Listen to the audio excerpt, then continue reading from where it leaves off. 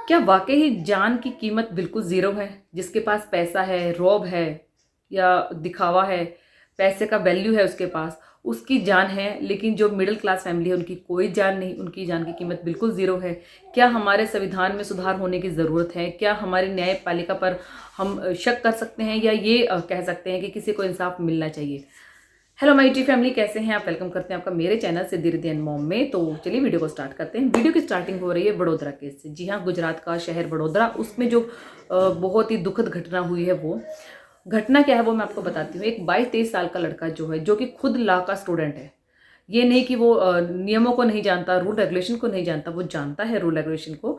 और उसके साथ ही उसका एक दोस्त है जो कि ड्रिंक है बुरी तरीके से, दोनों के दोनों अपनी मस्ती में गाड़ी चला रहे थे। किसी को कुछ नहीं मालूम था कि कहाँ जाना है कहाँ नहीं, ये ना ही ये मालूम था कि उन दोनों लड़कों के साथ थोड़े टाइम पहले क्या हादसा हुआ है, या वो पार्टी से ड्रिंक आउट कर रहे थे या क्या कर रहे थे। लेकिन थोड़ी दूर जाने के बाद एक स्कूटी सवार को कुचलते हुए वो लोग आगे चले जाते हैं। बाकी आगे 2-3 लोगों को और जख्मी करते हैं और उसमें से एक लेडी की मौत हो जाती है। उस लेडी का नाम था हिमानी पटेल। ये वो लोग थे जो शायद आसपास के मोहल्ले में या गली मोहल्ले में इकट्ठे होकर रह रहे थे, और जो शायद होली का पूज चुके थे और नेक्स्ट डे होली की जो तैयारी थी उसके करने के लिए शायद आसपास की मार्केट में जा रहे थे, और सभी के सभी लोग पैदल ही थे। तो ऐसा कुछ हुआ, और जो आगे चल रहे थे उनको किसी को नहीं पता था कि ये गाड़ी पीछे से ही 2-3 लोगों को ऐसे रोंदते हुए चली आ रही है। और जैसे ही गाड़ी थोड़ी स्टॉप होती है, उसमें से जो ड्राइवर के साथ वाली सीट पर जो लड़का बैठा हुआ था, वो एकदम से निकलता है, कुछ बोलता है अपने दोस्त को, और एकदम से पागल है साला, मैं इसके साथ कभी, मैं नहीं हूँ उसके साथ, ये सब कुछ कर रहा है, ऐसा बोलते हुए उतरता है। थोड़ा लोग उसको देखते हैं, और ड्राइविंग साइड से जो लड़का उतरता है वो साफ साफ नजर आ रहा है कि ड्रिंक्ड है, और बहुत बुरी तरीके से ड्रिंक्ड है। उसे शायद बिल्कुल होश नहीं था कि उसने क्या कर दिया क्या नहीं। उसकी वजह से या उसके नशे की वजह से एक जिंदगी जो है चली गई है। वो किसी छोटे से बच्चे की माँ थी, उसकी जिंदगी खत्म हो गई है। बाकी जो 4 लोग हैं वो इंजर्ड हैं। वो लड़का उतरता है और वो लड़का बार बार ये बोलता है, another round, another round, another round, अपने दोस्त को। तो क्या था ये अनदर राउंड? क्या ये उसकी सन की फीलिंग थी, या उसका नशा था जो उसके सिर पर चढ़ा हुआ था? क्योंकि उसे अभी तक कुछ होश नहीं था कि क्या हुआ क्या नहीं। उसके बाद वो जो किसी निकिता नाम की लड़की के लिए बोलता है, मे भी हो सकता है कि शायद निकिता के साथ कुछ इनका आपस में चक्कर हुआ हो दूसरे ग्रुप के साथ, और इस चक्कर में उन्होंने पी हो, या निकिता के घर पार्टी रखी गई हो, निकिता का बर्थडे हो गया, निकिता इनके फ्रेंड सर्कल में हो। हालांकि ये लड़का गुजरात से नहीं है, ये वाराणसी से है, ये यहाँ पर आया हुआ था। गाड़ी भी इसकी नहीं है, गाड़ी भी किसी और की नहीं है, किसी और की है। और जब इस लड़के को थोड़ा सा लगा कि हाँ आसपास लोग इकट्ठे हो रहे हैं, उसके बाद इसने ओम नमः शिवाय का जयकारा लगाना शुरू कर दिया। मतलब इस चीज को क्या ये धर्म की तरफ लेकर जा रहा था कि धर्म के लोग आ जाएंगे और इसे बचा लेंगे? क्या इसका ये करना सही था? क्या इसे होश था इस चीज का? हालांकि कुछ लोग हैं जो उस ड्राइवर की गलती मान रहे हैं, और कुछ लोग हैं जो उसके साथ वाले लड़के की गलती मान रहे हैं, जबकि मैं कह रही हूँ दोनों इक्वल ही इसके रिस्पॉन्सिबल हैं। क्योंकि अगर दोनों ने ड्रिंक की थी और एक ड्राइविंग कर रहा था, तो दूसरे को साथ नहीं जाना चाहिए था, और जो इनका ग्रुप सर्कल है उन्हें भी मना कर देना चाहिए था। क्योंकि मुश्किल से 22-23 साल के ये लड़के हैं, ये जो लॉ कर रहे हैं, खुद ये लॉ की बहुत अच्छी समझ रखते हैं। उसके बाद से जो है पुलिस की कार्रवाई शुरू हुई, पुलिस ने एक्शन लिया, सब कुछ हुआ।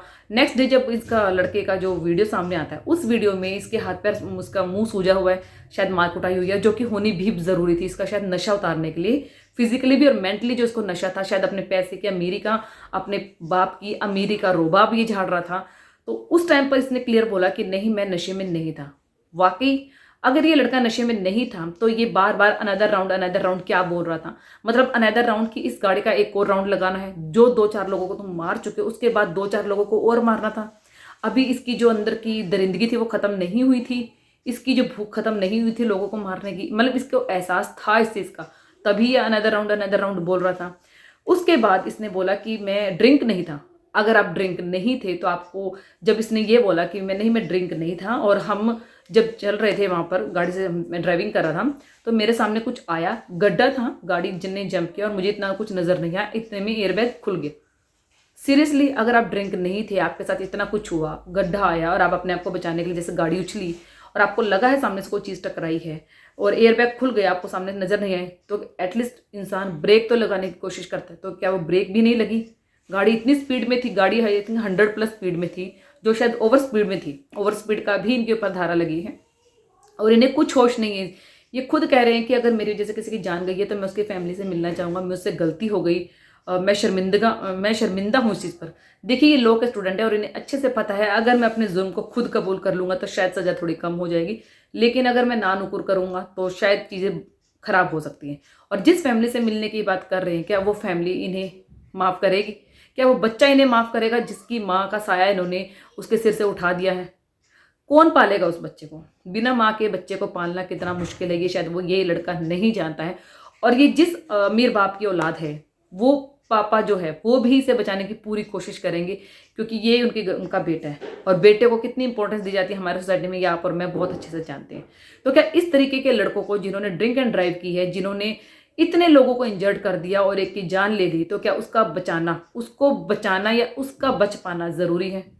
क्या उसे कोई पनिशमेंट नहीं मिलनी चाहिए? क्या इस पर धाराएँ पे धाराएँ लगती रहेंगी या तारीखें पे तारीखें मिलती रहेंगी, या कुछ आगे इसका फैसला होगा? हालाँकि इसका नाम रक्षित चौरसिया बताया जा रहा है, क्योंकि उम्र अभी कंफर्म नहीं है, क्योंकि बहुत वीडियो में 22, 23, 24 ही मैंने देखी है। ये बहुत ही दुखद हादसा हुआ है ये हुआ है। इस हादसे के बाद भी अगर सरकार जो है वहाँ की कोई कार्रवाई नहीं करती या कोई कड़े रूल रेगुलेशन नहीं लेकर आती, तो जनता किससे अपील करेगी?